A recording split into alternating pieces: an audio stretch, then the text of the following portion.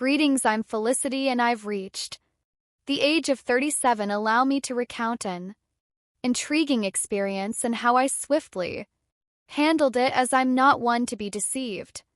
Contrary to many tales I've countered, surprisingly, I had a good relationship with my mother-in-law. Before everything unraveled, our bond was smooth, filled with warmth, perfection, and mutual respect. My husband Frank was the love of my life, my partner in crime, and my best friend from my perspective. Everything seemed picture perfect. This isn't a delusion or oversight on my part. Sure, we had our arguments like any a normal family, but there were no red flags and all seemed well. However, the shocking turn of events that followed left me bewildered. Let me narrate the incident and explain why I chose to seek revenge on my husband and mother-in-law. I had planned something special for our family, a vacation originally meant for Frank and me. However, considering Tiana, my widowed sister-in-law, and her loneliness, I decided to include her. I sponsored most of the trip, covering accommodation, meals, and activities. Frank and Tiana were only responsible for their additional expenses. The plan was to treat them to a once-in-a-lifetime vacation in Spain, exploring Barcelona's vibrant streets, savoring tapas, and enjoying the Mediterranean sunshine. The thought of creating lasting memories and strengthening our bond excited me.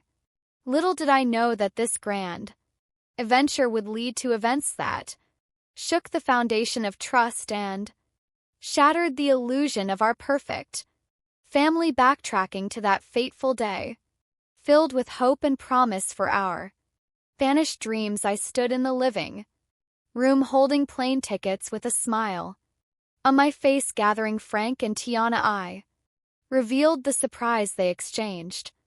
Puzzled glances, curiosity etched on their faces. Tiana, with her wise eyes, tilted her head slightly with a flourish. I presented the tickets and shared my plans for our Spanish adventure, hoping to see joy and gratitude in their eyes. Frank's face lit up, expressing genuine anticipation. Felicity, you truly are something else, he explained. Anticipation bubbled within me as I eagerly awaited commencement of our extraordinary journey. Tiana, on the other hand, donned a gentler smile, her gaze meeting mine. Oh, my sweet Felicity, you've truly outdone yourself. This is a gift beyond measure. I'm deeply touched, she expressed. In that moment, pride and contentment swelled within my heart. Their reactions were a validation of the love and effort I had poured into this surprise. I had envisioned this vacation as the adhesive that would strengthen our bonds, creating unforgettable memories and fortifying the already seemingly unbreakable ties.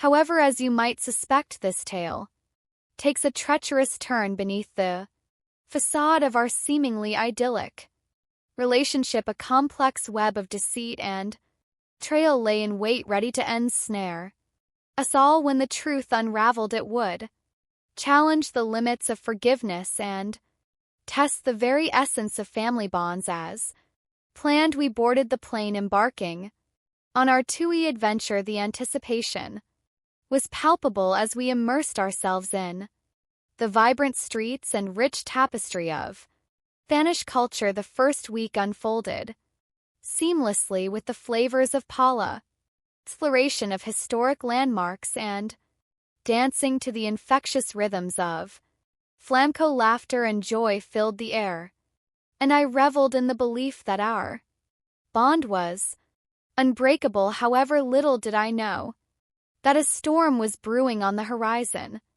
waiting to unleash its fury upon my unsuspecting heart. On a fateful Monday morning, as the sun bathed the city in golden hues, I woke up to find an empty hotel room. Confusion and a growing sense of unease gripped my heart. Frantically, I reached for the phone, dialing both my husband's and Tiana's numbers, hoping for an explanation, but to my dismay their phones remained silent, their voices.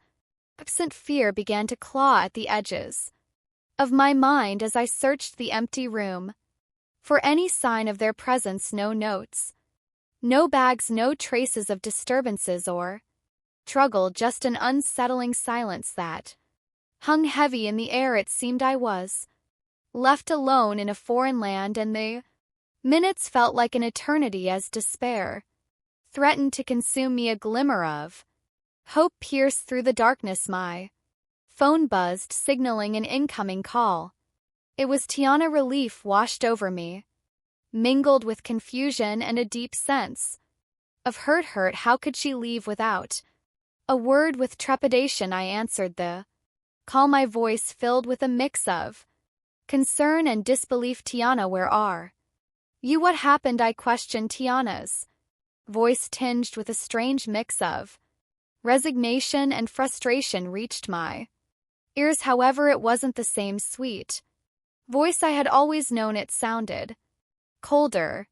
Felicity, I felt the need to return your call since my phone was incessantly ringing. Oh, I'm sorry for disturbing you.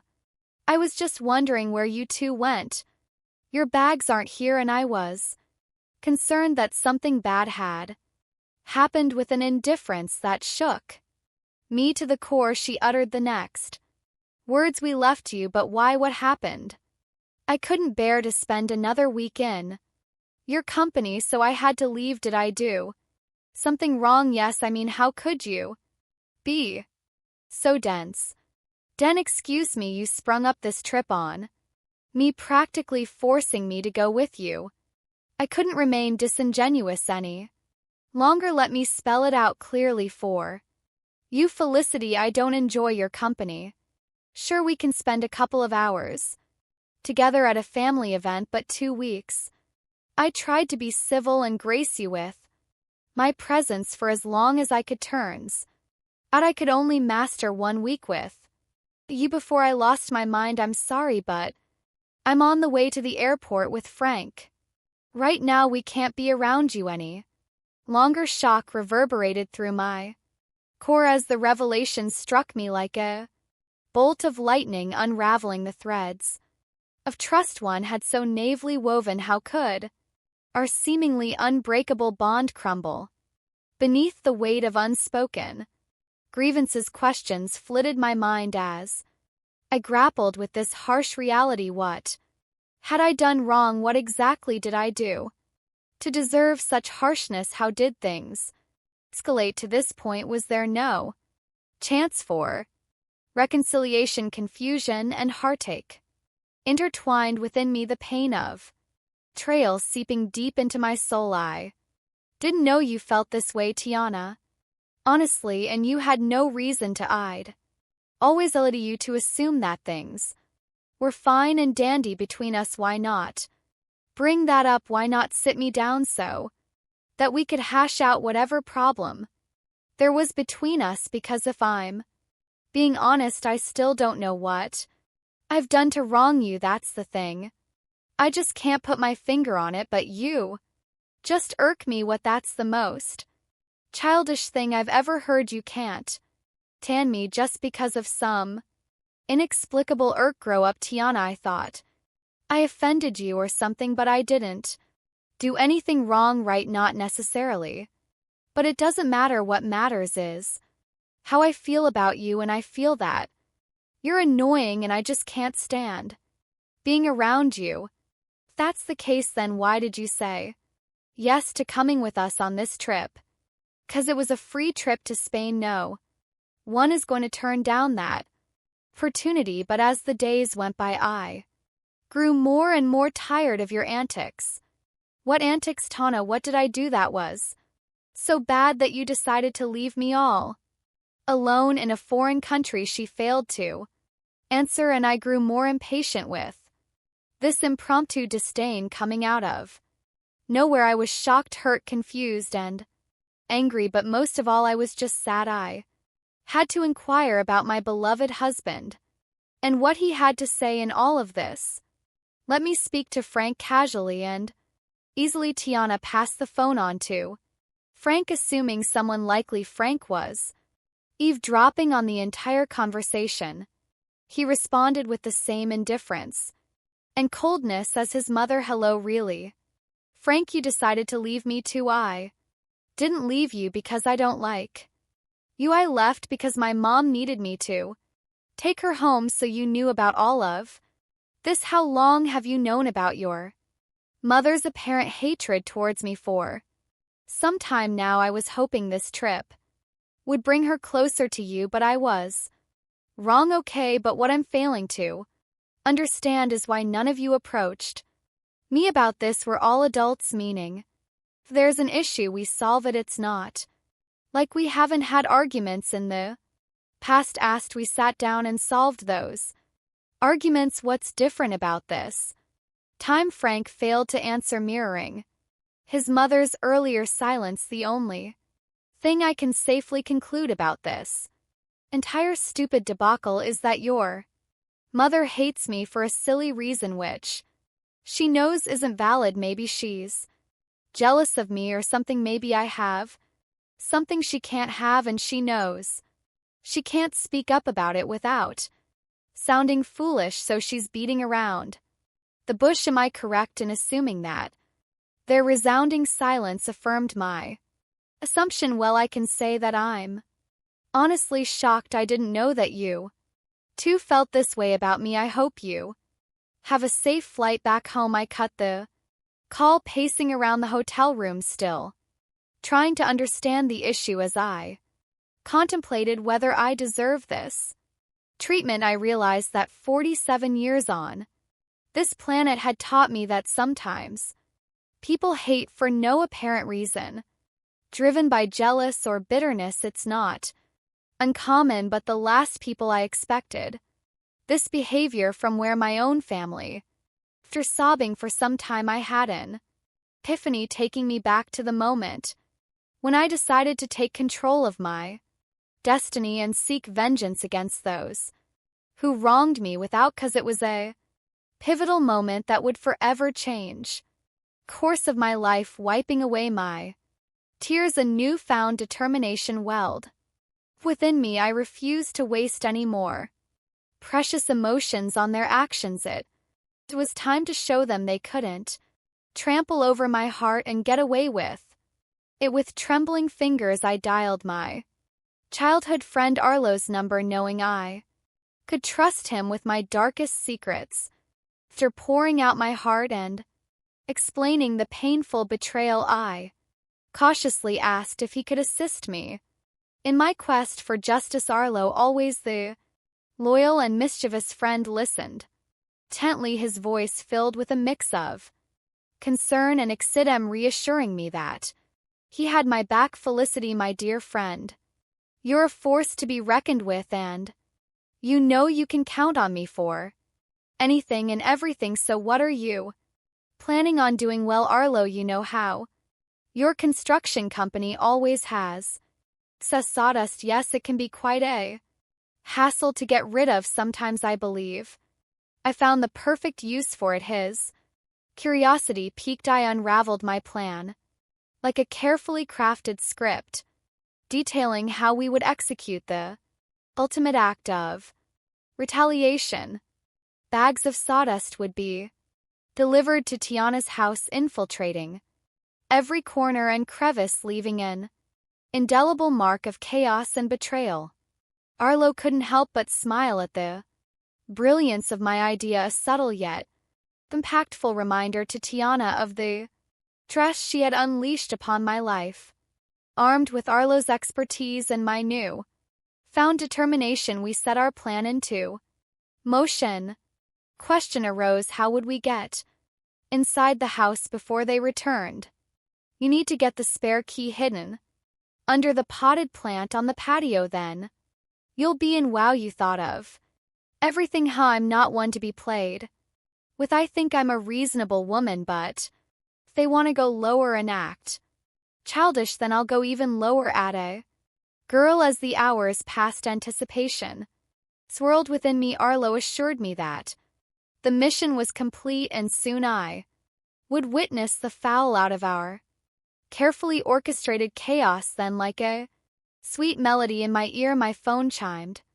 With a message from Arlo, I eagerly opened the pictures he had sent, revealing a sight to behold. Tiana's once pristine home now resembled a post-apocalyptic wasteland drowned in a sea of sawdust. Every nook and cranny had been touched by our mischievous hands, a scene straight out of a surrealistic painting, an embodiment of the chaos that had unfolded in our lives. I called Arlo, and his laughter echoed through the phone. I couldn't help but join in. It was cathartic release, a shared moment of triumph against those who had betrayed me. I expressed my heartfelt gratitude to Arlo, acknowledging his willingness to tread the path of mischief with me. He simply said, "Naughty can be so satisfying." My friend, as the clock ticked away, I could feel the tension building within me. How would Frank and Tiana react when they walked through the doors of their once beloved home? The anticipation was almost unbearable, a heady mix of nerves and vindication. I couldn't help but relish in the thought of their bewildered faces and disarrayed emotions.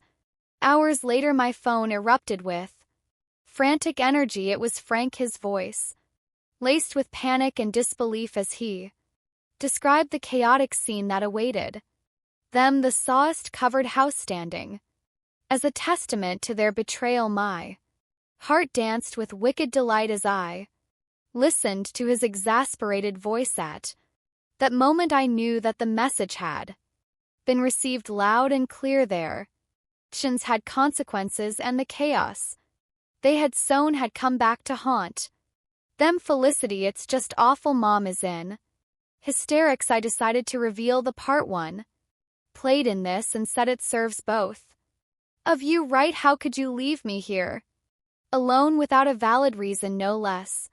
"Wake, Felicity, was this your doing?" The wailing and panic in the background stopped, and instead I approached Frank's phone. I heard my mother-in-law say, "Give me that," before shouting in my ear, "How could you do this to us?" "To me? I have no idea what you're talking about. Have you considered that this is just your karma?"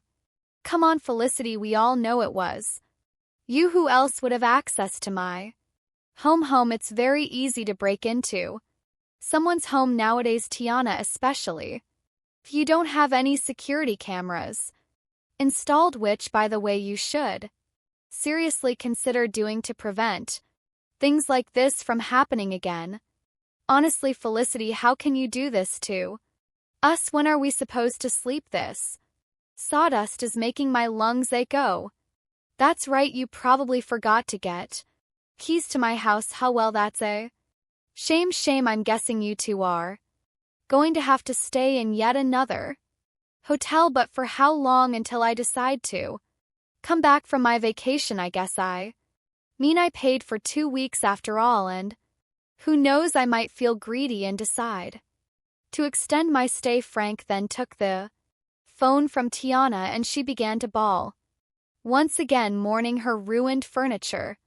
"Felicity, this was foul. How could you do this? I don't know why you're assuming that I had anything to do with this. I how could I? I'm currently relaxing in the hotel jacuzzi. How could I have done this?" I held back my laughter as the two of them were clearly confused as to what had happened, even though they suspected I had something to do with it, which I obviously did, but they didn't have any solid proof. So I bowed in all the glory of knowing that they were frustrated but had nowhere to direct their anger as I bid Frank farewell on the phone. A sense of contentment washed over me. I had taken control of my narrative, leaving them to grapple with consequences of their actions. I know what I did was quite foul and even quite dangerous, considering how old Tana is.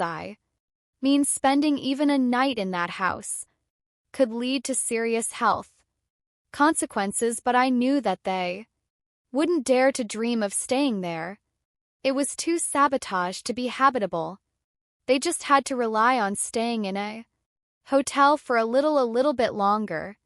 Because I didn't want my money to go to waste. I stayed that extra week in Spain, enjoying the culture as I intended, while my husband and my mother-in-law were undoubtedly worried, trying to find a cleaning company that would take on such a daunting task. I didn't know how long it would take to get the house professionally cleaned, but I knew that in the meantime my mother-in-law would have to stay with us in my home, and I knew that she would just be irritated the whole time, since she apparently cancelled Stan my company. This should serve as a reminder to some of you that some people need to learn the hard way, and if it just so happens that you can dish out your own justice, then by all means go ahead and do it, and really give people something to be mad about.